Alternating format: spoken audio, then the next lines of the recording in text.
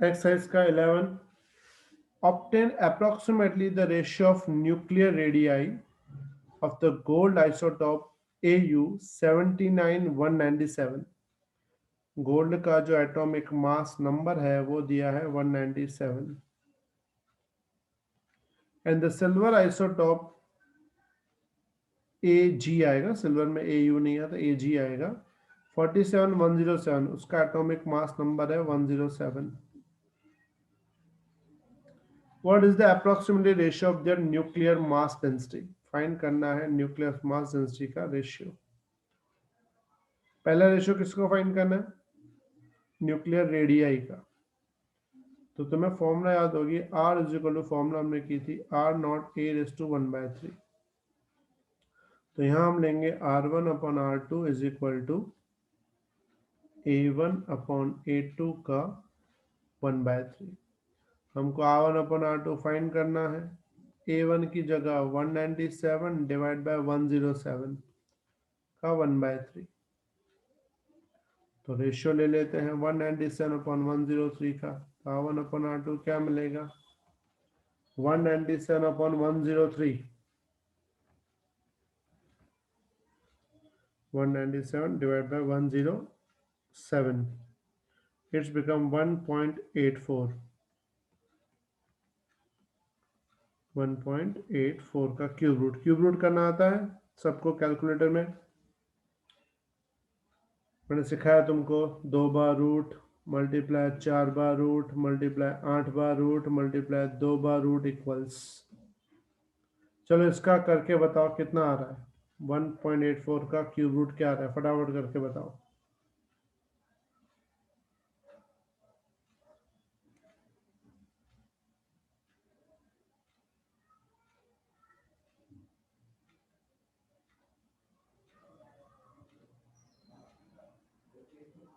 1.225।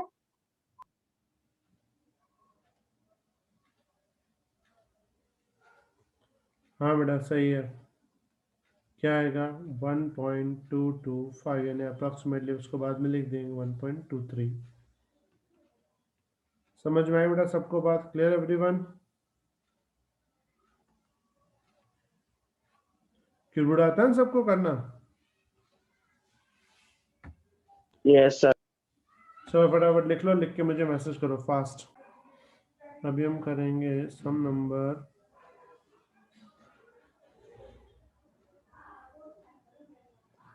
Number 16, और जो सम करते जाए टिक करते जाना, ठीक है? 16 में क्या दिया है? Suppose we think of fission of iron 2656 into two equal fragments aluminum 1328. Is the fission energetically possible? Argue by working out Q of this process. Q का मतलब एक्चुअल में होता है एनर्जी, यानी कि हमने फाइंड करते थे डेल्टा ई, उसको हम Q बोलते हैं। यहाँ पूछा है कि Fe जो है, यानी कि Fe 2656, उसको हम बना रहे हैं 2 टाइम्स ऑफ एल्यूमिनियम 1328। तो पूछा क्या एनर्जी, मतलब ये फिशन पॉसिबल है क्या, इस फिशन में से एनर्जी मिलेगी? तो हम पहले फाइंड करेंगे इसका डेल्टा एम। डेल्टा एम का मतलब होता है मास इफेक्ट। वो कैसे होता है? मास ऑफ आयरन यानी कि reactant minus 2 of mass of aluminium. Value डाल देते हैं। मास ऑफ आयरन दिया है 55.93494 माइनस 2 इंटू 27.98191। तो इसको करूँ 2 इंटू 27.98191, और उसमें से इसको माइनस कर दूं 55.93494, तो ये वैल्यू मिलेगी माइनस में मिलेगी। अब म्यू माइनस में है, मतलब कि मास एक्चुअल में इंक्रीज हुआ है। तो हमने फॉर्मूला पढ़ी है डेल्टा ई वाली, क्यू यानी डेल्टा ई होता है, वो क्या होता है? Delta M into 931.5। तो डेल्टा एम मिला माइनस में 0.02888 इंटू दिस 931.5। इंटू 931.5 करेंगे तो ये वैल्यू मिलेगी माइनस में 26.90 MeV। तो हम लिख सकते हैं from above value it is clear that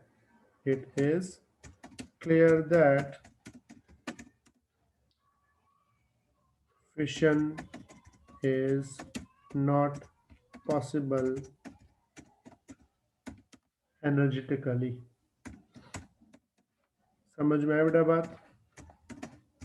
मतलब कि स्पॉन्टेनियस प्रोसेस पॉसिबल नहीं है।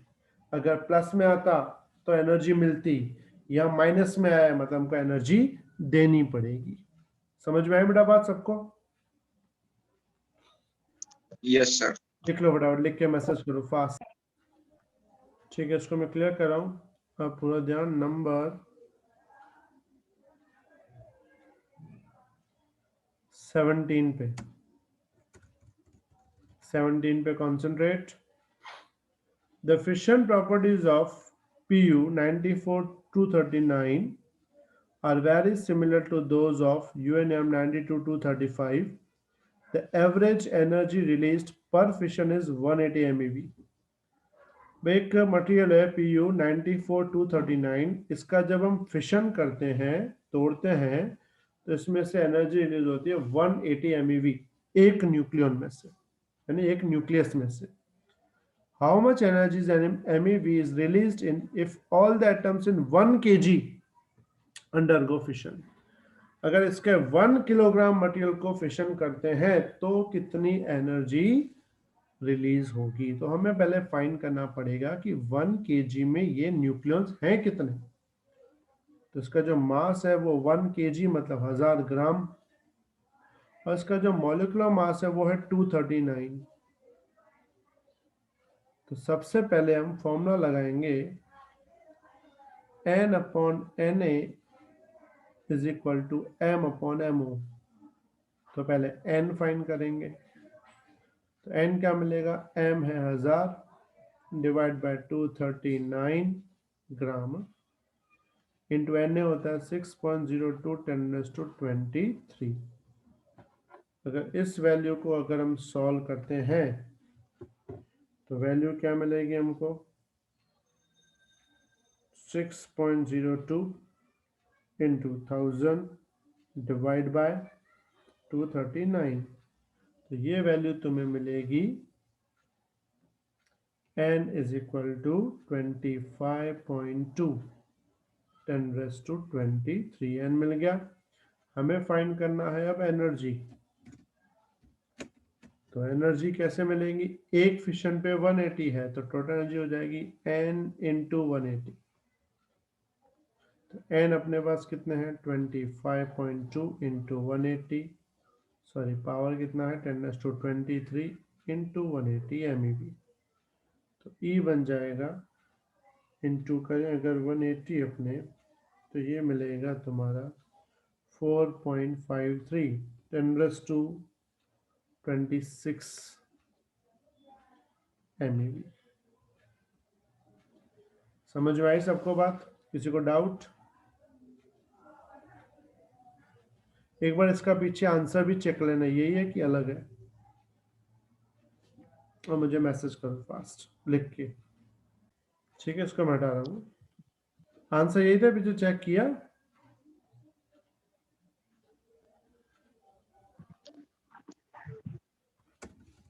अब ध्यान दो नंबर 19 पे, पूरा कॉन्सेंट्रेट नंबर 19 पे।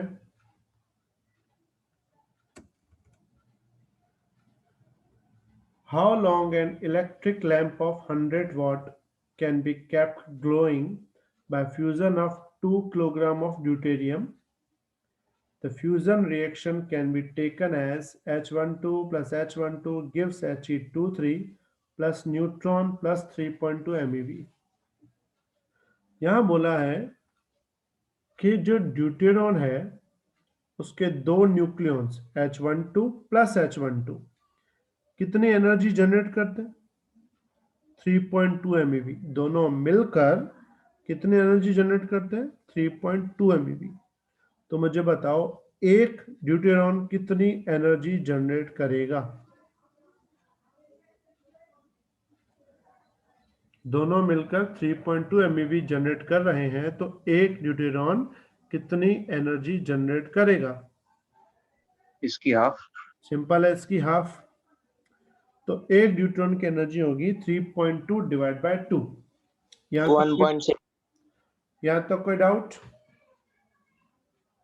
No sir.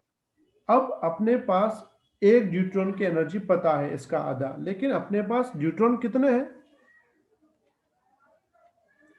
2000 ग्राम, यानी 2 किलोग्राम। तो पहले हमको फाइंड करने पड़ेंगे 2 किलोग्राम में ड्यूट्रॉन कितने। तो एक ड्यूट्रॉन एनर्जी देगा इसका हाफ, तो 2 किलोग्राम में जितने ड्यूट्रॉन देंगे वो कुछ ना कुछ एनर्जी प्रोवाइड करेंगे। फिर फाइंड करना है कि उस एनर्जी से 100 वॉट का बल्ब कितना टाइम चल सकता है। तो सबसे पहले हम क्या फाइंड करेंगे? नंबर ऑफ ड्यूटेरियम न्यूक्लियाई इन 2000 ग्राम। तो सबसे पहले अपने पास जो M है वो 2000 ग्राम, MO होगा 2 ग्राम, क्योंकि मॉलिक्यूलर मास 2 ग्राम होता है। तो फॉर्मूला लगाएंगे N/Na is equal to M upon MO। N find करना है, तो M कितना है? 2000 डिवाइड बाय 2, Na होता है 6.022 10⁻23। तो इसको सॉल्व करेंगे तो N मिलेंगे 6.022 10⁻26। फिर हम क्या फाइंड करेंगे? Energy produced by N nuclei.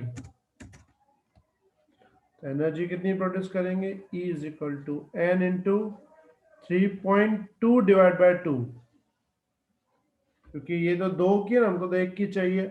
अच्छा, एक मैं ये टेक्स्ट बुक में चेक कर दूं 3.2 है कि 3.27 है?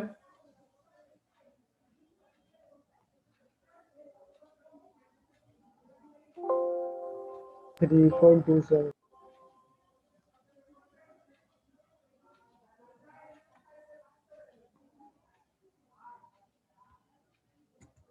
सर 3.27। सर 3.27। 3.27 है ना? ओके, ठीक है, ठीक है। तो फिर हम E फाइंड करेंगे कितनी? N की वैल्यू 6.02 10⁻26 इंटू 3.27 अपॉन 2। वैसे ही MeV में है, तो MeV को कैसे लिखते हैं? 10⁻6 फॉर M मतलब मिलियन, यानी 10⁻6, और EV का मतलब होता है 1.6 10⁻19। तो अगर हम इसको सॉर्ट करें, पूरा सॉल्यूशन निकालें इसका, तो वैल्यू मिलेगी 6.02 multiply by 3.27 multiply by 1.6 divide by 2। तो ये मिलेगा तुम्हें E is equal to 15.74 10⁻26 plus 6 minus 19 मिलेगा 13, यानी इसको लिखेंगे E इज इक्वल टू, अच्छा कुछ मिस तो नहीं किया मैंने?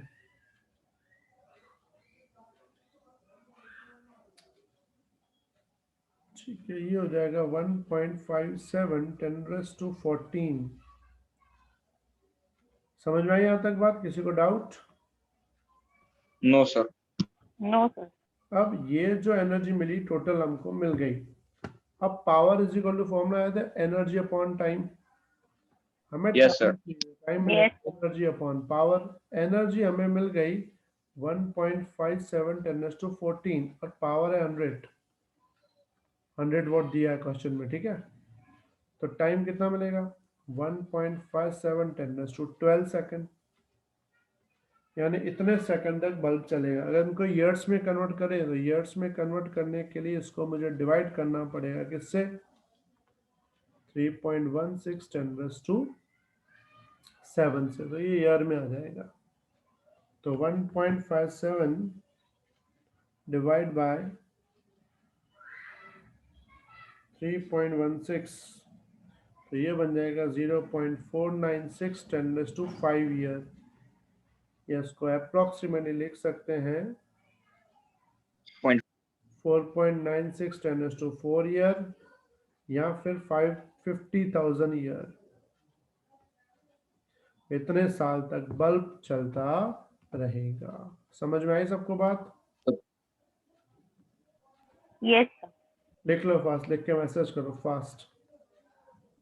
हटा दो उसको, क्लियर कर दो। Yes, sir. चलो एक और करवाता हूँ मैं तुमको।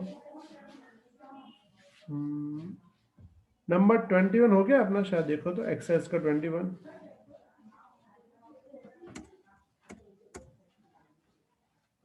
बाकी है।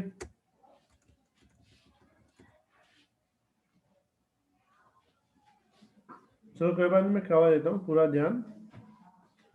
From the relation R equals to R naught A raised to 1/3, where R naught is the constant, A is the mass number of nucleus, show that the nuclear matter density is nearly constant, यानी कि independent of A। तो density की formula होती है वैसे mass upon volume. Nucleus का मास कैसे define करते हैं? No, sir. न्यूक्लियस का मास कैसे डिफाइन करते हैं? A times the mass of single nucleon. जैसे ऑक्सीजन होता है 816, तो हम क्या लिखते हैं, इसका मास कितना होगा 16 म्यू, मतलब 16 यानी इसका A है, म्यू क्या है, एक न्यूक्लियन का मास। तो किसी भी न्यूक्लियस का मास क्या होता है, A times into mass of single nucleon. Volume होता है 4/3 पाई आर क्यूब, 3 ऊपर, तो 3 डिवाइड बाय 4 पाई, आर की जगह डालेंगे R naught A raised to 1/3 का क्यूब।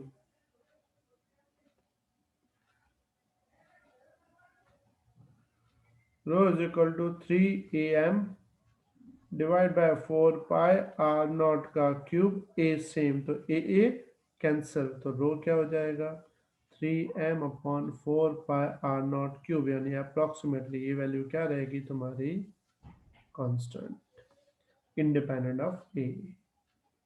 समझ में आया बेटा बात? Clear everyone? Yes, sir. लिख लो फटाफट।